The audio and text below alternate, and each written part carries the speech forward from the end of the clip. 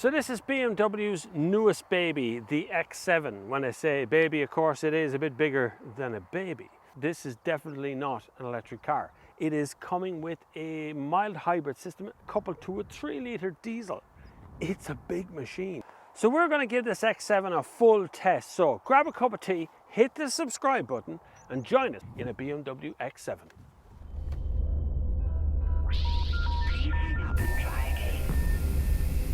Without a shadow of a doubt, the interior of this is one of the best interiors that I've ever sat in basically any car. It is sublime in here. This is, I don't know if you even start to compare it into Rolls-Royce and Bentley territory stuff in here, but very German, right? So a German version of that. Definitely outclasses Range Rover in what it does, just the way it works and the way it feels in here.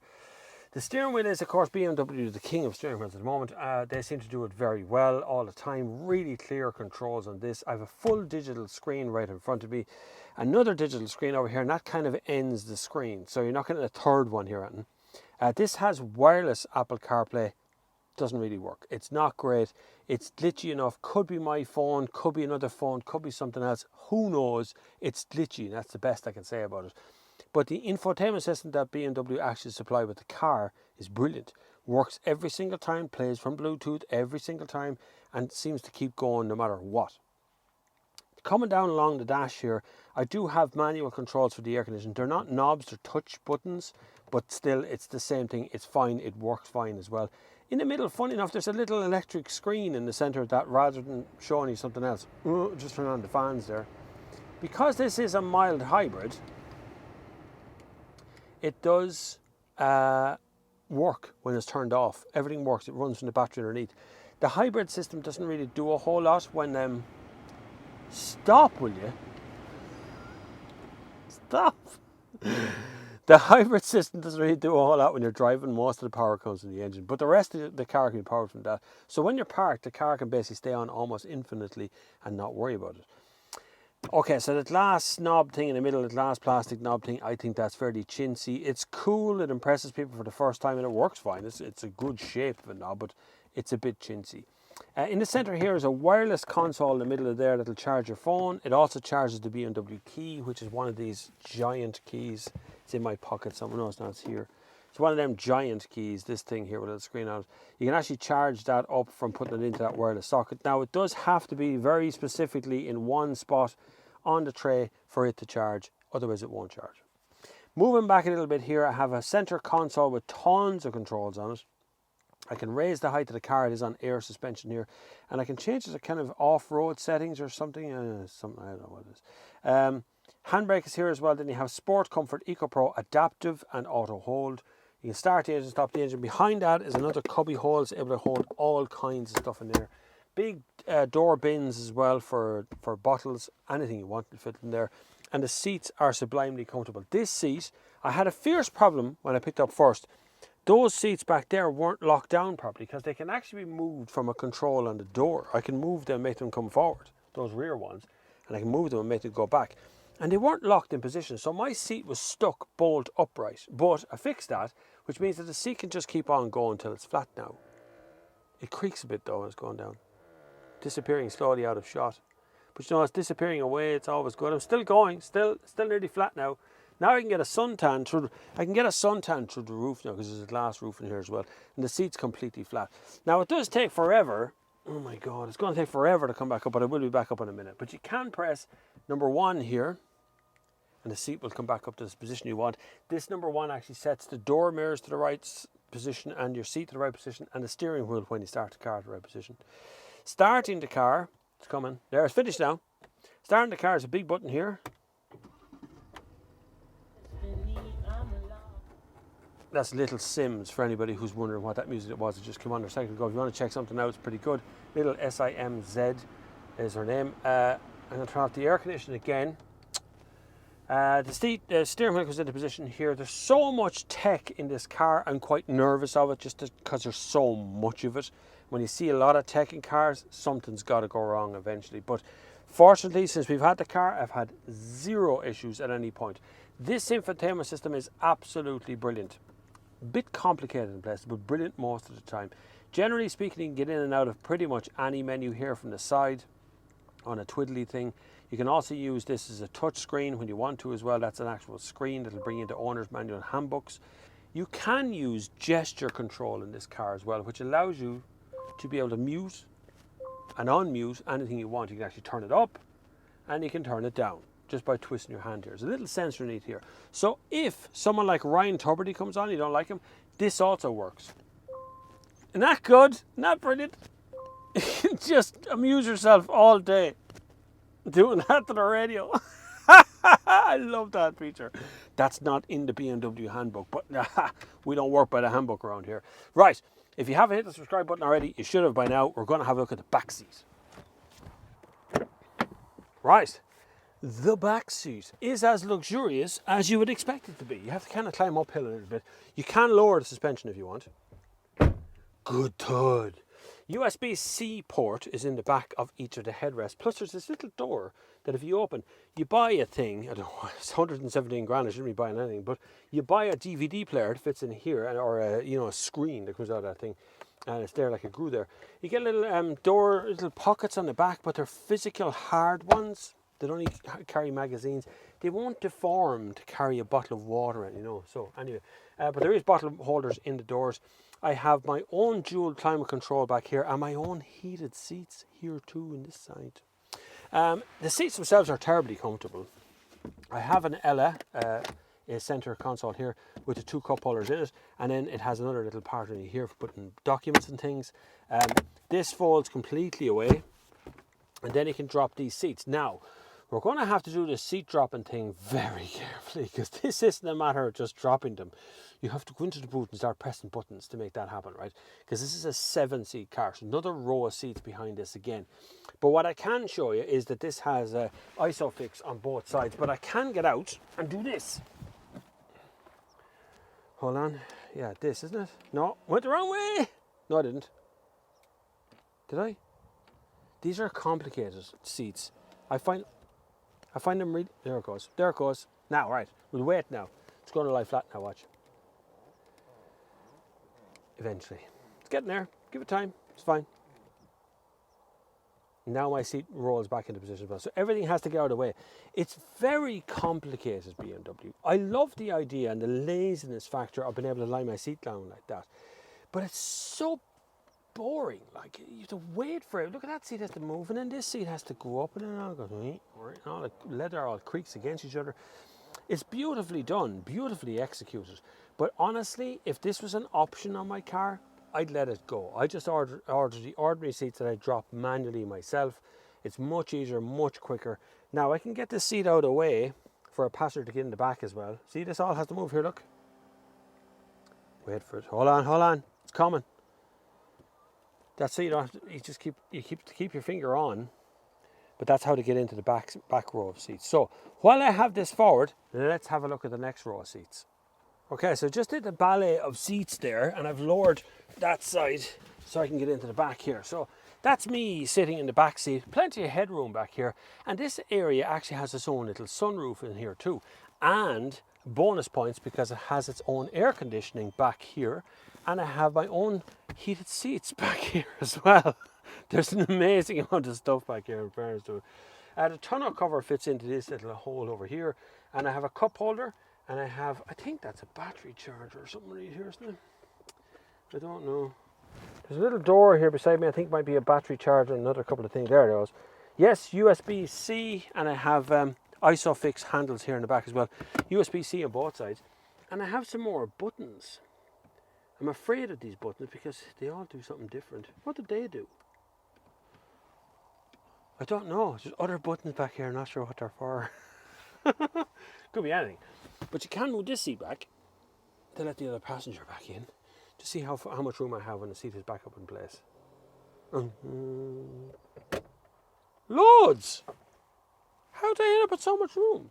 Oh, okay. So it knows I'm back here. So what it's done is reduce the space of that seat back there. Oh, it's still coming back. No, it's definitely locked down. So it's reduced the space of this passenger so I can fit behind this seat.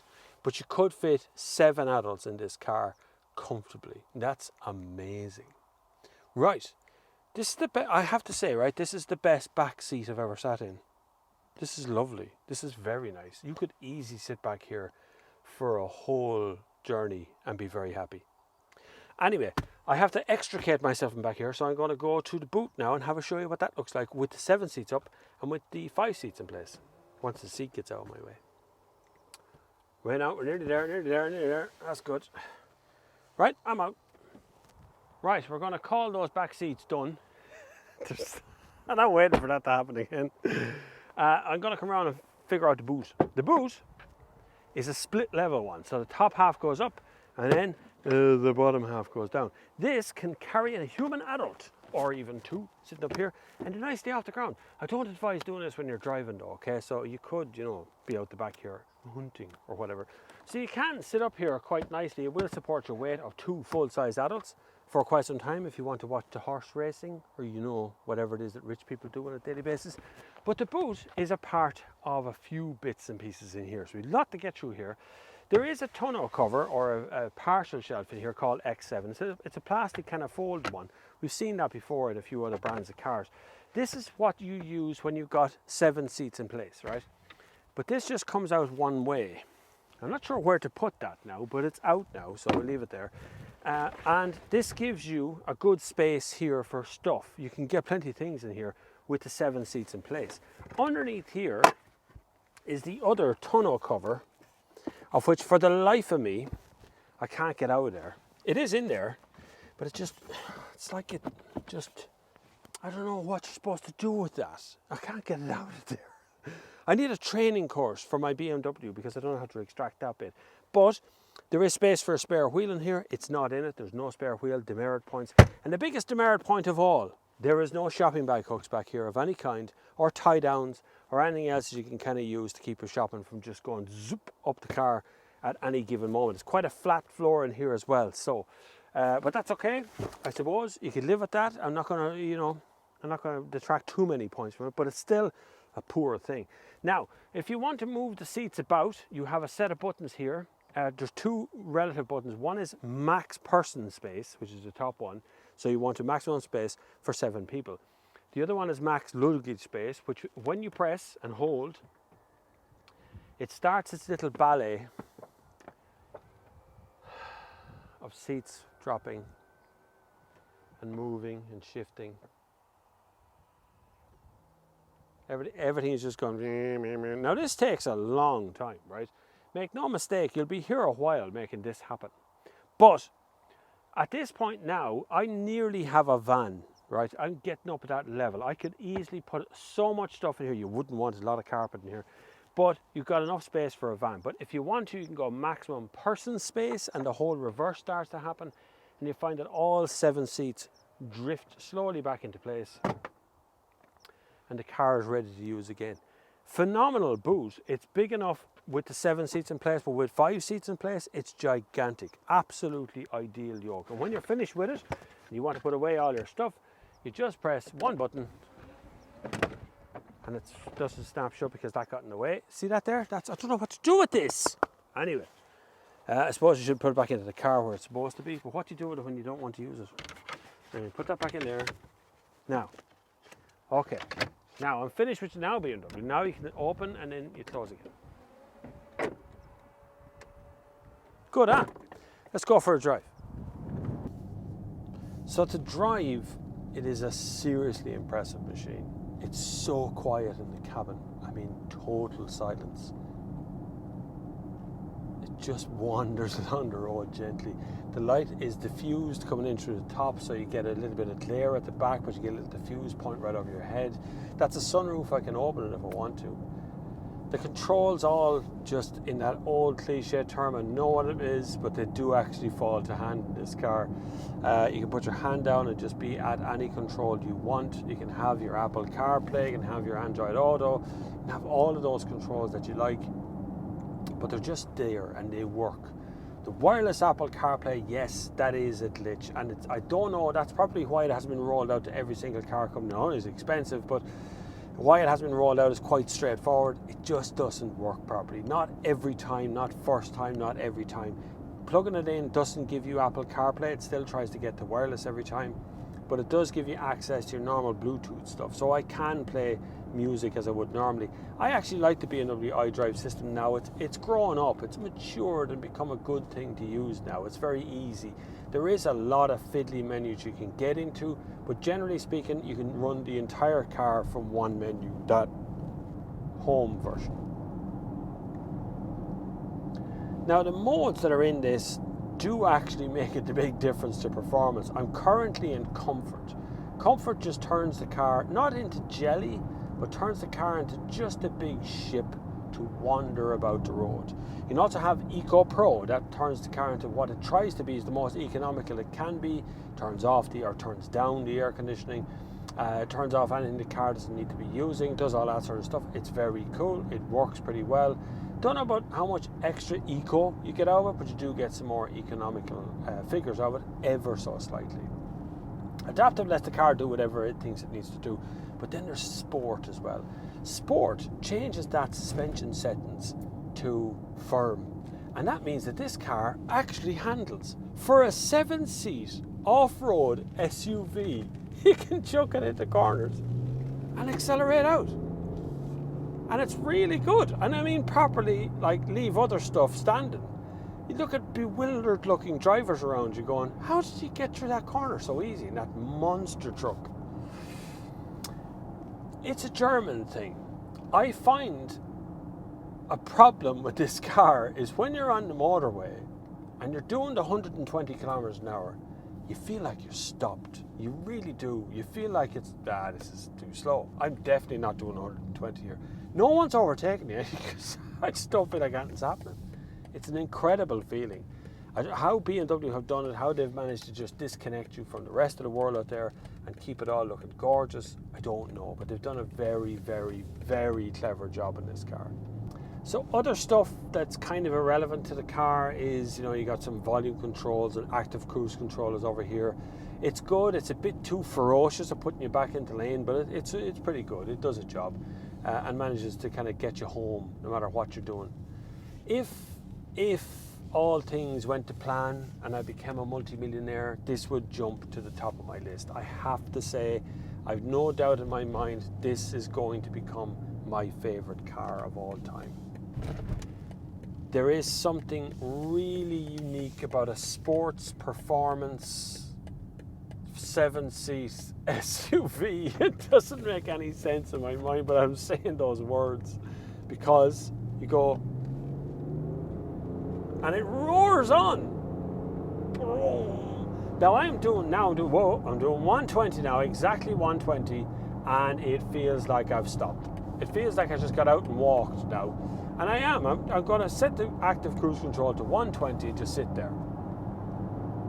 Oh no, I set it to 130. Hold on. It's gone mad. It went mad there. Hold on, 130, 120. Here we go. Now, the road just feels like the white lines and everything. It just feels so slow. I've never seen anything like a car like this. It's just weird, but brilliant. I award this car 10 out of 10. Unfortunately, it's not an electric. It's a diesel. And I know a lot of you out there be going, well, I want a diesel car. Of course you want a diesel car, because diesel cars are brilliant. This is brilliant. You can stand behind this car, you can't even smell anything, nothing out of it. It's a brilliant machine. It's top of my list. Right, thank you very much for watching. Hopefully you have subscribed at this point and you've learned all you need to know about the BMW X7. You can support this channel in many ways. There is links down below to all the support features you want, Teespring and t-shirts and PayPal and Amazon and something else. They're all there.